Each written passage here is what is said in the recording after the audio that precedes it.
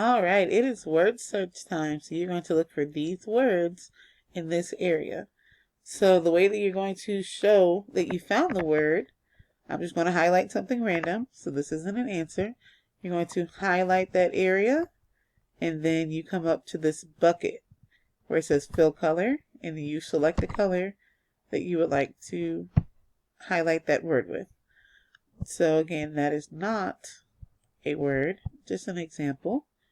And once you have found the word, you are going to take one of these check marks and drag it next to that word to show that you found it.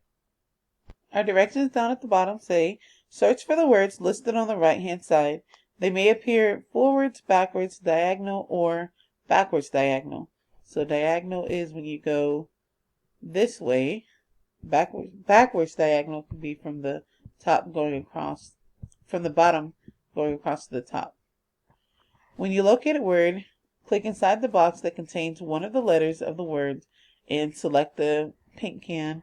Select any color besides black or white. Continue with all letters. Once you locate and color in a word, drag and drop a check mark from the bank.